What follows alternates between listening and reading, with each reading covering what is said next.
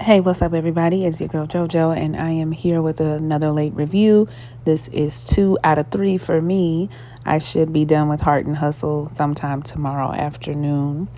But I am coming on back from a bachelorette in Barbados. So I didn't watch the show this weekend, but I am here with a late review for Ready to Love. This is season 10, episode. Y'all know, okay? We've been here for a long time. So I wanted to get this done. I'm actually in bed now and I need to be going to sleep, but I wanted to get this done before tomorrow. So I would just have one more video to do. So let me try to pack this up really quick and get my thoughts out so we can both move along with our days. Did I say I hope y'all are doing good today? I'm doing well. So rude of me. The guys meet up with nephew Tommy, and it is time to dig deep. I wish they would give him something else. Like, can you guys sit down with the writers and give nephew Tyler Perry a little bit more of a script for him to go off of? But they got to dig deep because they are going to a nephew Tommy's. I thought it was a lake house, but whatever it was a vacation home, destination, staycation, if you will.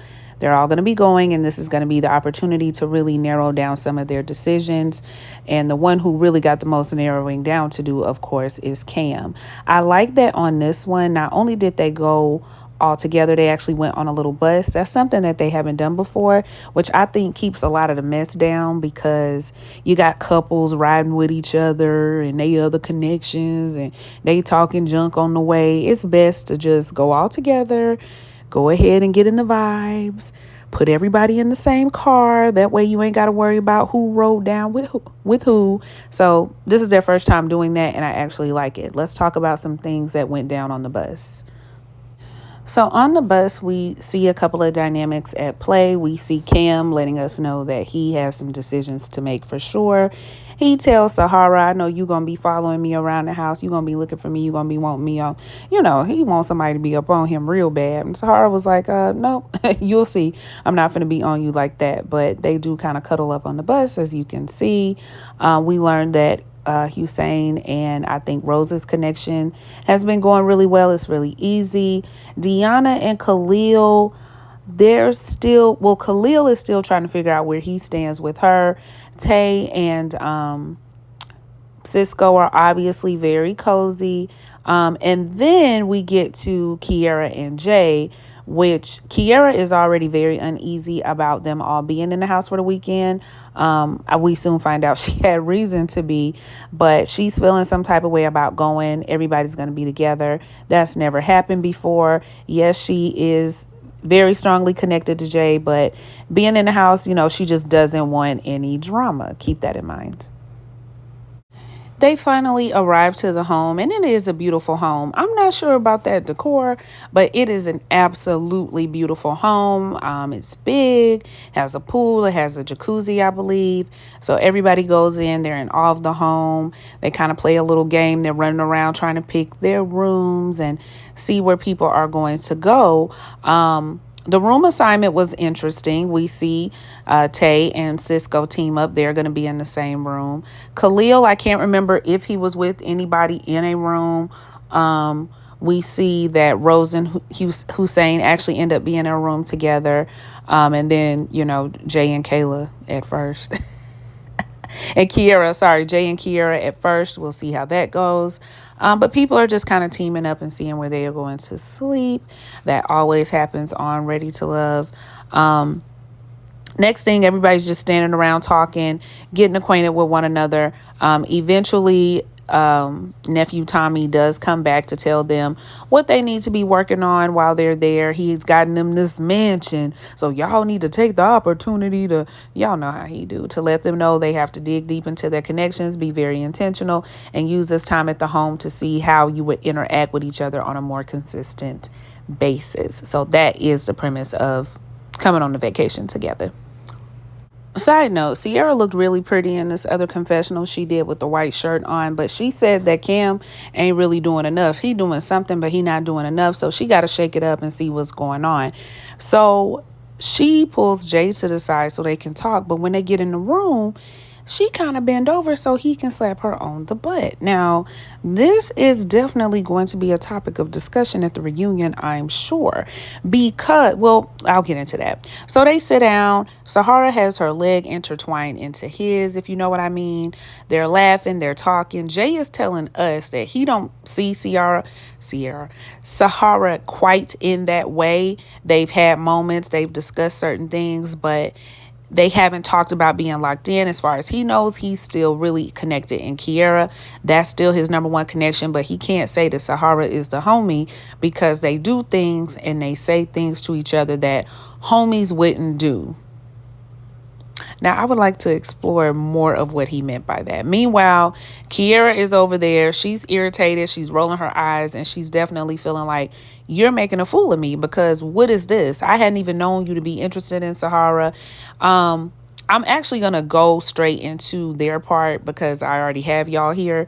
But later on, when Jay does try to come up to Kiera and talk to her, she's giving him the cold shoulder. She's saying she don't want to talk. He comes in there later that night to try to lay with her to watch a movie. She's just like, I don't want to watch a movie. Get off of me.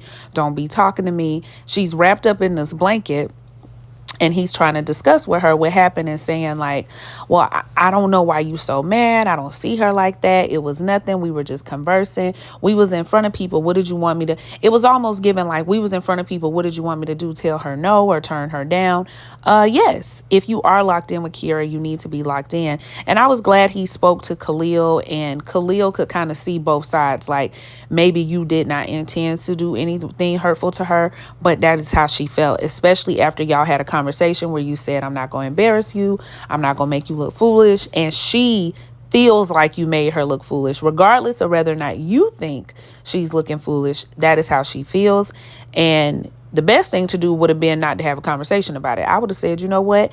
We can talk about it, but at the end of the day, I am on a dating show, and there may be certain women that want me or are attracted to me or whatever. Or y'all could have agreed to both leave the show. That could have been an option as well. So I'm always leery of people who come onto a dating show and want to set strict standards for people before the process is over. Like, you almost can't do it, you know.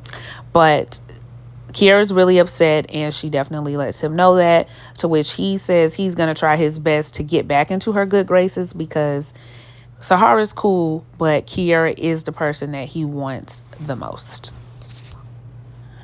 I know that Rose is just a sweet person, and she doesn't mean anything by the things she's doing.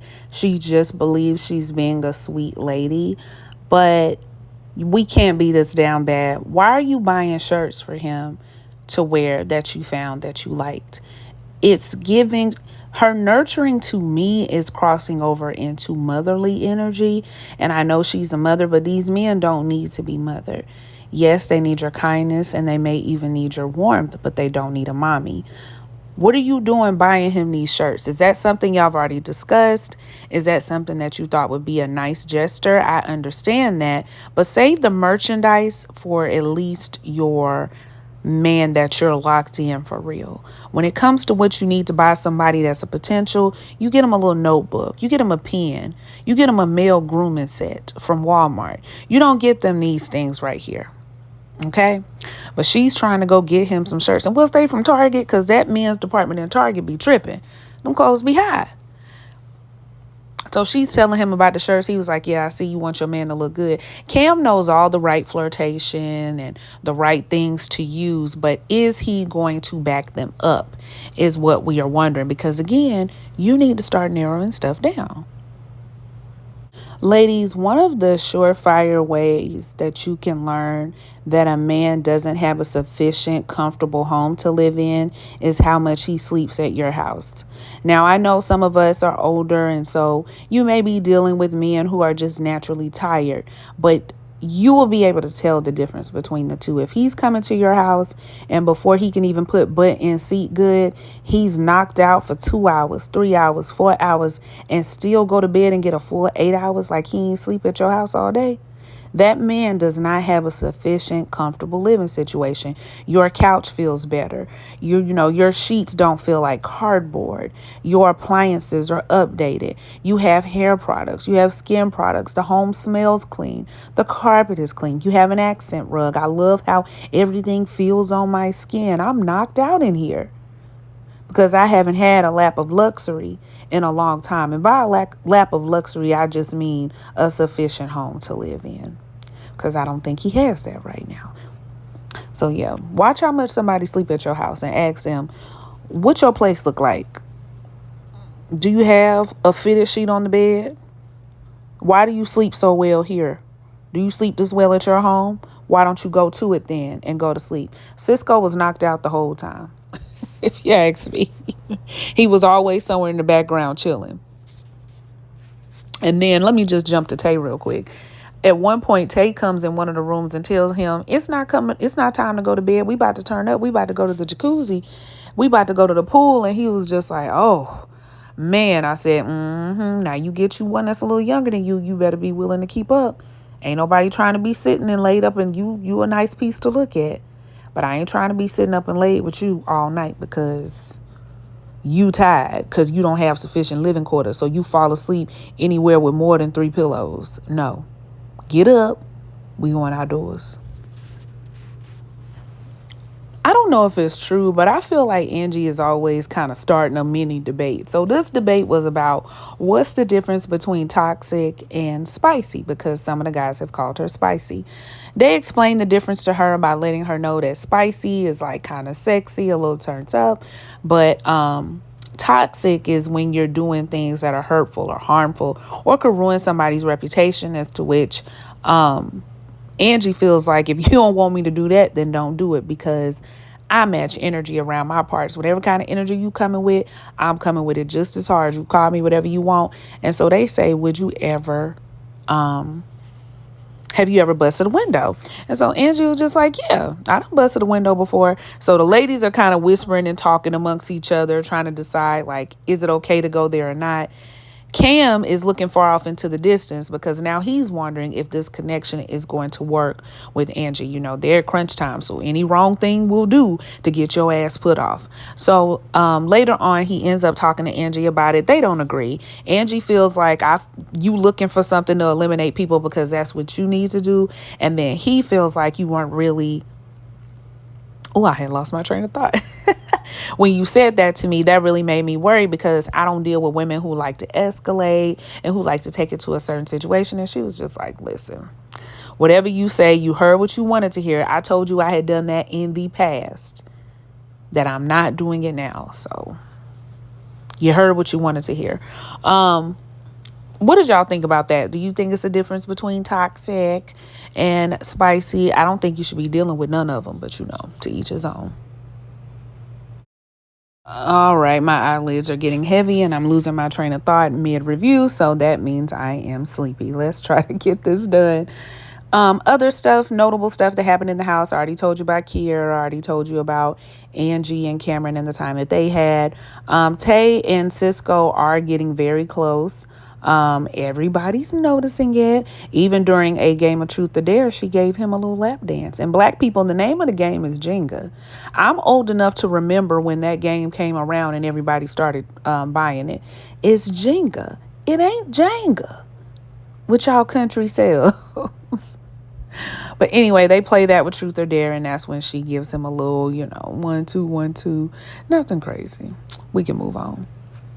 At one point, we see Hussein and Rose having a conversation about the toxic versus spicy. I feel like Rose turns into whatever these men want her to be. One minute she's buying shirts.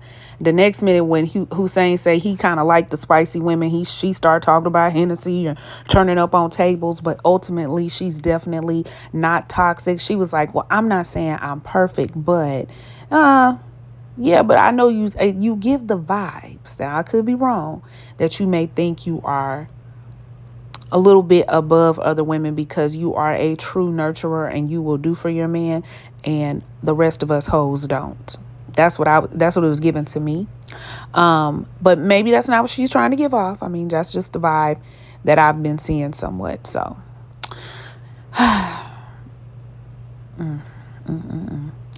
Khalil kind of does some stuff with Deanna while he's there, but I think he has her in the friend zone, and I think he has her in the friend zone because she has him in there. I think he's trying to follow her lead, but she says she's mentioned several times, I like a man that's assertive. I like a man that goes for what he wants.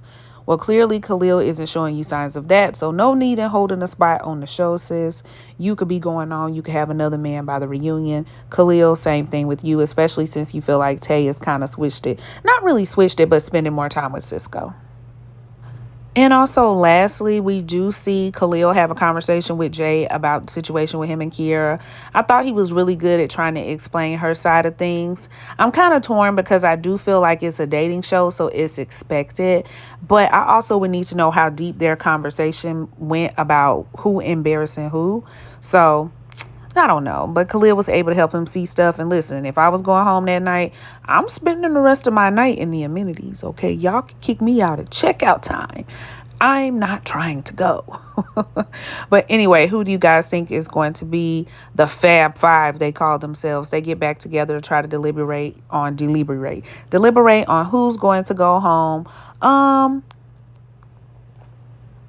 I think if anybody, it's definitely between Deanna and Angie. I just don't know which one I think it should be. You know, her and Khalil just don't have it. He even says she seems to be very hyper independent. It's just not going to work for them two. But stranger things have happened. So, I'm sorry, y'all. This is a tired review. I done got sleepy. But like, comment, and subscribe. And I will see y'all for the next one. All right. Bye-bye.